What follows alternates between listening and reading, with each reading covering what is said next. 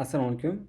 Hozir men sizlarga o'quv markaziga o'qituvchi uchun KPI jadvallar o'rnatishni tushuntiraman. Buning uchun birinchi bo'lib biz kompyuterdan Google ochib olishimiz kerak bo'ladi va hamma Google'ni o'ng tomonida burchakda mana bunaqa to'rtburchak tugma turadi. Ustiga bosamiz va bu yerdan disk degan joy bor. Disk ustiga bosamiz va bizda mana bunaqa fayl ochildi. Bu nima desanglar, bu bizni foydalanadigan Excel'ni chetga yuklasak, avtomatik buni onlayn ishlatsak bo'ladi. Ya'ni xohlagan joyimizda turib ishlatsak bo'ladi.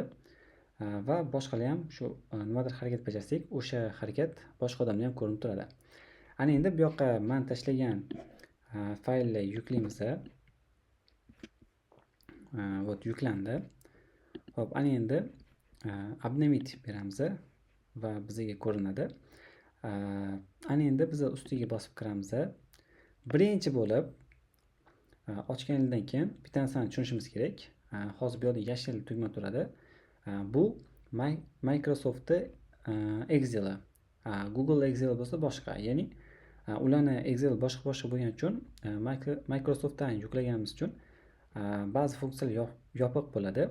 Buning uchun biz buni Google Excelga tablitsasiga o'girishimiz kerak. Buning uchun fayl tugmasini ustiga bosamiz va bu yerdan pastroqdan сохранить как таблицу Google degan joy bor. O'shani ustiga bosib olamiz. Hop, bosganimizdan keyin bizga Google tablitsasida ochildi. Endi biz Google ga qaytib, to есть diskga qaytib, bitta обновить bersak, bu yerdan вот H bilan boshlangan disk 3 nuqtani ustiga bosib o'chiraveramiz. Ya'ni chalkashib ketmasligi uchun bu yerdan ham o'chiramiz. Ana endi kirganimizdan so'ng men hozir ekranni kattalashtirib olaman ko'rinish uchun. Birinchi bo'lib mana bu yerdan qarasanglar, pitichka yopib qoldi, ya'ni galchkalar yopib qoldi. Buning uchun galchka qo'yish uchun biz shu qizilni belgilab olamiz, ya'ni qizil joyni belgilab olamiz. Hamda tepadan выставить degan tugmani ustiga bossak, pastroqdan flajok degan tugma chiqadi. O'shaning ustiga bosib olamiz va bizga flajok ochildi. Xohlasak bu qatorni belgilab olib, mana bu tugmani ustiga bossangiz, hammasi o'rtada chiroyli bo'lib turadi. Xo'p, endi bu ishlashga tayyor. Endi biz uni o'zimizga moslashtirib olishimiz kerak. Ya'ni mana chap tomondagi ba'zi ishlatishlarga to'g'ri kelmasligi mumkin. Buning uchun biz kerak emas bo'lgan joylarni olib tashlaymiz. Misol uchun domatni siz aytaylik, o'qituvchingiz emas, administrator qiladi va admin qilgani uchun buni olib tashlaymiz. Va yana qaysidir joy kerak emas, shuni olib tashlaymiz. Buni olib tashlaymiz ishdan ketgan vaqt bilan ishdan kelgan vaqtda. Bu bizga oxirida mana buni hisoblab turadi. Necha soat bo'yi ishlaganini o'zi ham ko'rib tursa, sal vijdoni qiynaladi. Xo'p, ana endi biz misol uchun faqat shu qator olib tashlamoqchimiz. Misol uchun bu qatorlar ham kerak emas o'zi. Buning uchun o'sha qator ustiga bosib, mana bu qatordan mishkan 10 tugmasini ustiga bosib olamiz va удалить строку degan joyga ustiga bosamiz. Va уже bu o'chdi. Bu bizning formulaga ta'sir qilmaydi. Lekin misol uchun buni yana qaytib qo'shaman desanglar, uni formulasi o'zgarib ketadi. Buni ham ko'rsatib qo'ying. Misol uchun siz nimadir o'chirib yubordingiz yoki nimadir yana qo'shmoqchisiz. Buning uchun misol uchun 6-qatorga qo'shmoqchimiz. 5-qator ustiga bosib, mishkan 10 tugmasini ustiga bosib, bu yerdan выставить строку ниже ustiga bosamiz va bizga ochildi. Va bu yerdan o'zimiz tanlagan shu ishni qo'yamiz. Lekin bu yerda mana bunaqa joy yo'q. Misol uchun tepadagini belgilasak va pastdagini belgilasak, bu yerdan flajok ishlayapti, bu yerda yo'q. Bu bo'lsa ishlamayapti, chunki men oylik hali biriktirmaganmiz. Misol uchun Alfa Seramdan chiqqan oylik shetga biriktirsak, misol uchun aytaylik hozircha mana shu summani olaylik. Va bu yerdan summa ko'rinyapti. Bu yerda bo'lsa yo'q. Buning uchun tepadagi formulani shunday olib kopiya qilib olishimiz kerak bo'ladi. Lekin shunda ham noto'g'ri ko'rsatadi. Bu yerda уже flajok bor, lekin bunda yo'q. Ya'ni summa yo'q. Buning uchun o'zi bilib olamiz sababini. Misol uchun tepadagini ustiga bossak, formulada AK19. Tepadagini ustiga bossak ham AK19. Bunda bo'lsa AK20. Buni 19 ga o'tkazib olamiz. Lekin misol uchun o'tkazsak ham tepadagini ham belgilasak tushunarliroq bo'ladi. Bu yerda 645 chiqyapti, ya'ni 100 shu sonlarga bo'lib o'rtachasini hisoblagan, lekin bunda ko'proq chiqyapti.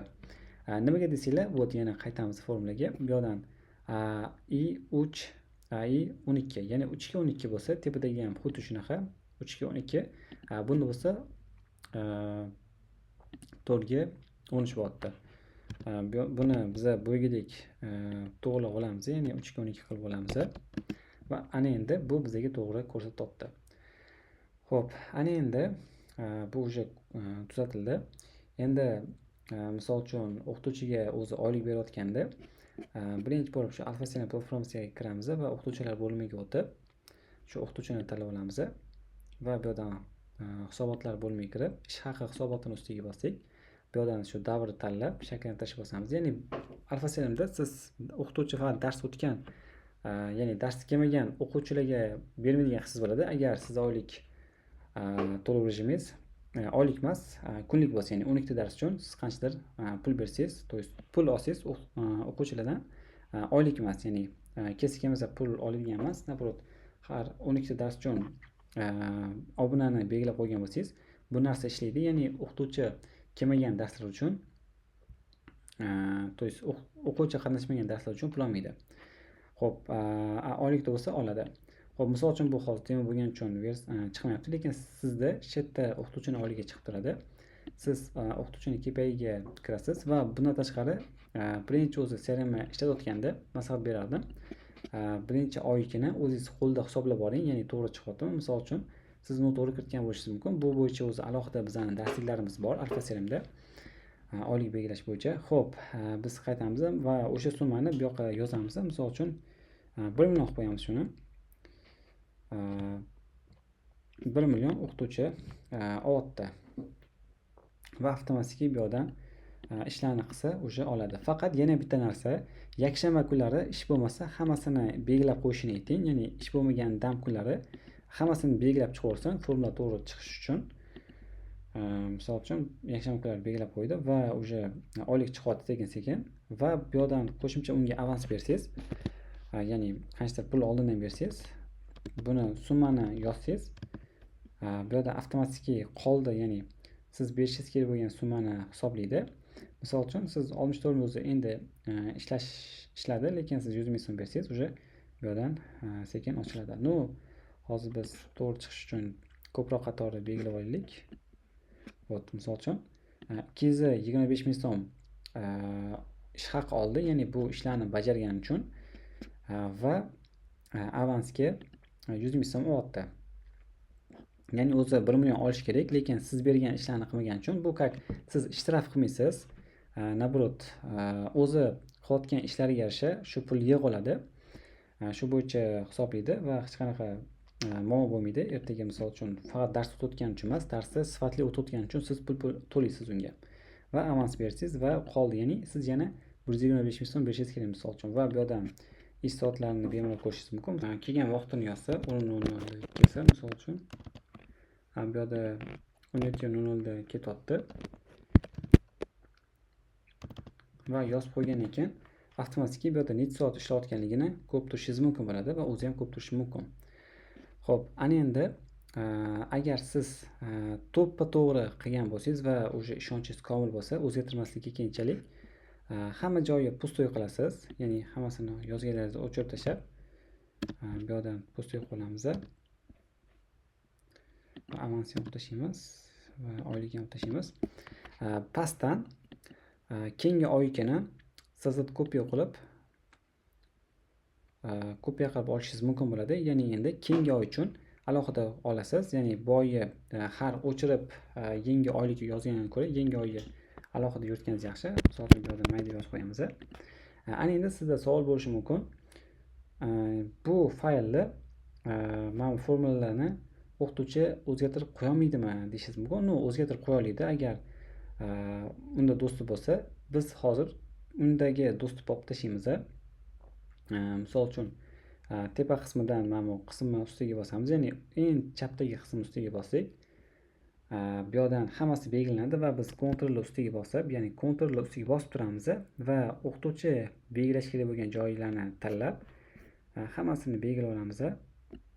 va вот hamma joy tanlandi, mana bu o'rtadagi joydan tashqari. Endi biz mishkani 10 tugmasini ustiga bosib olamiz va pastroqdan показать другие действия ustiga bosib, pastroqdan защитить diapazon degan joy ustiga bosamiz va bu yerdan misol uchun описание yozamiz. Tegilmasin va задать разрешение ustiga bosdik. Bu yerda kim ko'ra olsin deyapti, faqat siz xohlasangiz ustiga bosib настройка qilib boshqa akkauntlaringizni kirgizsangiz bo'ladi. Ya'ni siz faqat o'zgartira olasiz qolgan qismlarni. Готовani ustiga bossangiz, уже bu joyi faqat siz o'zgartira olasiz. Xuddi shunaqa aprel ham qilib qo'yishingiz mumkin, lekin savol bo'lishi mumkin. Mayni kopiya qilsam avtomatik shu joy tegilmaydigan qilsa bo'ladimi deyishingiz mumkin. Yo'q. Har kopiya qilganingizda, даже mana buni hozir tegilmasin deb qo'yishimiz mumkin, lekin kopiya qilganimizdan keyin bunga dostupni yana boshqadan berishimiz mumkin. Ya'ni buni kopiya qilsak, yana keyingi faylga dostupni alohida zakrit, to есть kirish huquqini alohida o'chirishimiz kerak bo'ladi. Xo'p, ana endi hammasi tayyor. Endi biz bu joyni ham tushuntiraman. Xo'p, nechta probniy, agar probniy administratoringiz bo'lmasa yoki o'qituvchiga yuklagan bo'lsangiz, o'qituvchi shu joylarni belgilab ketishi mumkin solada va avtomatik sollar chiqib turadi. Xo'p, bu sollar oylikka ta'sir qilmaydi, shunchaki uni rezultativligini ko'rib turishingiz mumkin. Xo'p, ana endi o'qituvchiga dostуп berishimiz kerak. Buning uchun настройка qismini ustiga bosamiz va bu yerdan o'qituvchining Gmail'ini belgilaymiz.